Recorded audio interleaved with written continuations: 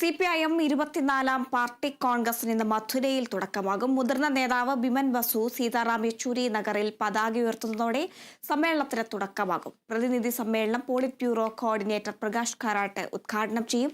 കേരളത്തിൽ നിന്നും 175 പ്രതിനിധികളടക്കം 600ഓളം പേരാണ് സമ്മേളനത്തിൽ പങ്കെടുക്കുന്നത്. വിവരങ്ങളുമായി ഡി ബിനോയ് ചേരുന്നുണ്ട്. ബിനോയ്, 24-ാം പാർട്ടി കോൺഗ്രസിന് ഇന്ന് മഥുരയിൽ തുടക്കമാവുകയാണ്. എത്ര ദിവസമാണ് ഇത് നീണ്ടു നിൽക്കുന്നത്? മറ്റ് വിശദാംശങ്ങൾ എങ്ങനെയാണ്? രാഷ്ട്രീയപരമായി എല്ലാവരും ഉറ്റുനോക്കുന്ന ഒരു പാർട്ടി കോൺഗ്രസിലേക്കാണ് മധുര കടക്കുന്നതെന്ന് വേണമെങ്കിൽ നമുക്ക് പറയാൻ കഴിയും. കാരണം കഴിഞ്ഞ മുൻ പാർട്ടി കോൺഗ്രസുകളിൽ നിന്നെല്ലാം വ്യത്യസ്തമായ സാഹചര്യം നിലനിൽക്കുന്നത് കൊണ്ട് തന്നെ ഈ പാർട്ടി കോൺഗ്രസിലുണ്ടാകുന്ന ഓരോ ചർച്ചകളും ഒപ്പം അതുമായി ബന്ധപ്പെട്ട സംഘടനാ ചർച്ചകളും എല്ലാം തന്നെ ശ്രദ്ധേയമാകാനുള്ള സാധ്യതയുണ്ട്. പ്രത്യേകിച്ചും പോളിറ്റ് ബ്യൂറോയിൽ നിന്നും 17 പോളിറ്റ് ബ്യൂറോയിൽ നിന്നും 7 പേരാണ് പ്രായപരിധിയുടെ കാരണത്താൽ പടിയിറങ്ങേണ്ടി വരിക. ഇവർക്ക് പകരം 7 പേരെ കണ്ടെത്തേണ്ട ഒരു സാഹചര്യം. ഒപ്പം കേന്ദ്ര കമ്മിറ്റിയിലും പ്രായപരിധിയുടെ പേരിൽ ആള് കുറയും. പുതിയ ആളുകളെ കേന്ദ്ര കമ്മിറ്റിയിലേക്ക് കൊണ്ടുവരേണ്ടി വരും. ഇതെല്ലാം തന്നെ കേരളത്തിന് എത്ര കണ്ട് അനുകൂലമാകും, അല്ലെങ്കിൽ കേരളത്തിൽ നിന്ന് എത്ര ആളുകൾ PBയിലേക്കും ഒപ്പം കേന്ദ്ര കമ്മിറ്റിയിലേക്കും എത്തും എന്നുള്ള കാര്യങ്ങളൊക്കെ തന്നെ രാഷ്ട്രീയപരമായും നിരീക്ഷകരെല്ലാം തന്നെ ഉറ്റുനോക്കുന്നുണ്ട്. രാവിലെ 8:30 മണിക്കാണ് സീതാറാം യെച്ചൂരി നഗറിൽ മുതിർന്ന CPM നേതാവായ ബിമൻ ബസു പതാക ഉയർത്തുക. അതിന് തൊട്ടു പിന്നാലെ 10:30 മണിയോടുകൂടി തന്നെ സീതാറാം യെച്ചൂരി നഗറിൽ CPIM മുതിർന്ന നേതാവും പോളിറ്റ് ബ്യൂറോ കോർഡിനേറ്ററുമായ പ്രകാശ് കാരാട്ട് 24-ാം പാർട്ടി കോൺഗ്രസ് ഉദ്ഘാടനം ചെയ്യും. ഇന്ന് പ്രത്യേകിച്ച് ചർച്ചകൾ രാവിലത്തെ സെഷനിൽ ഉണ്ടാവില്ല. ഉച്ചയ്ക്ക് ശേഷം, അതായത് 4 മണിയോടുകൂടി തന്നെ പൊതു രാഷ്ട്രീയ ചർച്ചാ റിപ്പോർട്ടും അതിന് തൊട്ടു പിന്നാലെ സംഘടനാ റിപ്പോർട്ടുകളും അവതരിപ്പിക്കും. നാളെ മുതലാണ് ചർച്ച തുടങ്ങുക. രാത്രി 8 മണിവരെ പാർട്ടി കോൺഗ്രസുമായി ബന്ധപ്പെട്ട ചർച്ചകൾ തുടരും. 5-ാം തീയതിയാണ് സംഘടനാ റിപ്പോർട്ടുമായി ബന്ധപ്പെട്ടുള്ള ചർച്ച.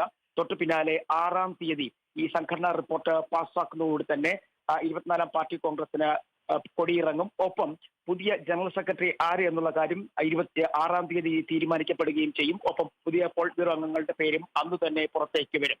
നമ്മൾ രാഷ്ട്രീയപരമായി ഇത് നിരീക്ഷിക്കപ്പെടുമ്പോഴേക്കും ഇന്ത്യ മുന്നണി സഖ്യത്തിലേക്ക് പാർട്ടി എത്തിയതിനു ശേഷം നടക്കുന്ന ഈ പാർട്ടി കോൺഗ്രസിൽ വലിയ തരത്തിലുള്ള ചർച്ചകൾക്ക് സാധ്യത കൂടുന്നു എന്നുള്ളതാണ് എടുത്തു പറയേണ്ട പ്രധാനപ്പെട്ട കാര്യം.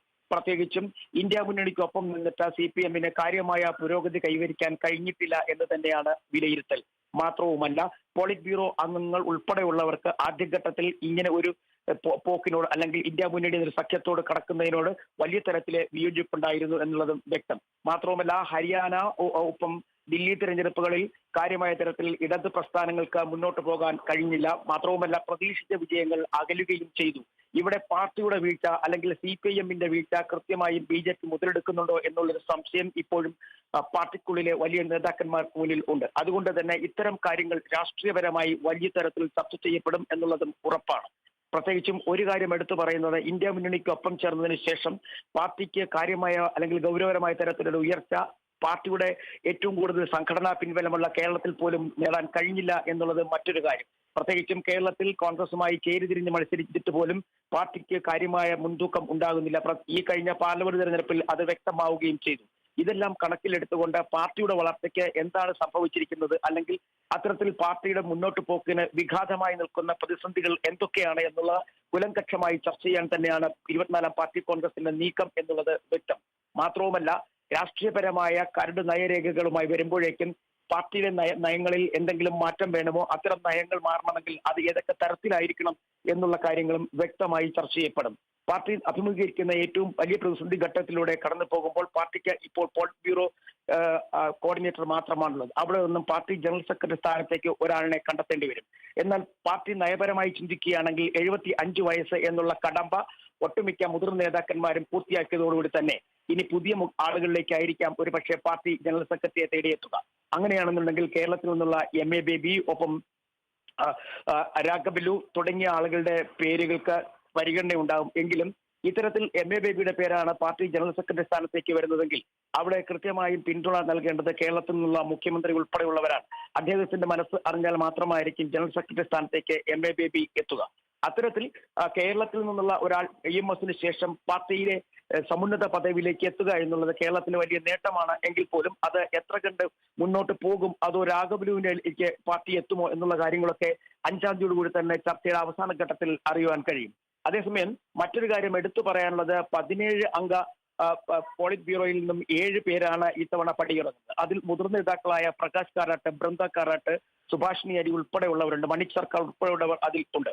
ഇത്തരത്തിൽ ഈ 7 അംഗ സംഘം പുറത്തേക്ക് പോകുമ്പോഴേക്കും അവിടേക്ക് പുതിയ ആളുകളെ കണ്ടെത്തണം. അങ്ങനെ വരികയാണെന്നുണ്ടെങ്കിൽ കേരളത്തിൽ നിന്നും സാധ്യതകളുള്ളവർ പാർലമെന്ററി പാർട്ടി ലീഡർ CPM-ന്റെ എന്ന നിലയ്ക്ക് കെ രാധാകൃഷ്ണൻ MP-യും ഒപ്പം KK ശൈലജയുടെയും പേരുകൾക്ക് സാധ്യത വർദ്ധിച്ചിട്ടുണ്ട്.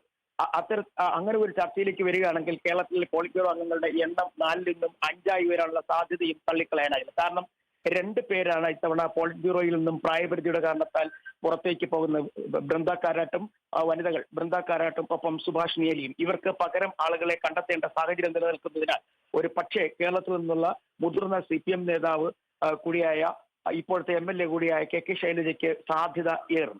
അതേസമയം കേന്ദ്ര കമ്മിറ്റിയിലേക്ക് വരുമ്പോഴേക്കും നിലവിലെ സാഹചര്യത്തിൽ EP ജയരാജൻ ഉൾപ്പെടെ ഉള്ളവർ പാർട്ടിക്കുണ്ടെങ്കിൽ തന്നെയും കഴിഞ്ഞ പ്രാവശ്യം പ്രായത്തിന്റെ പേരിൽ സംസ്ഥാന സെക്രട്ടേറിയറ്റിൽ നിന്നും പുറത്തുപോയ AK ബാലൻ ഉൾപ്പെടെയുള്ളവർ കേന്ദ്ര കമ്മിറ്റിയിൽ നിന്നും പുറത്തേക്ക് പോകും.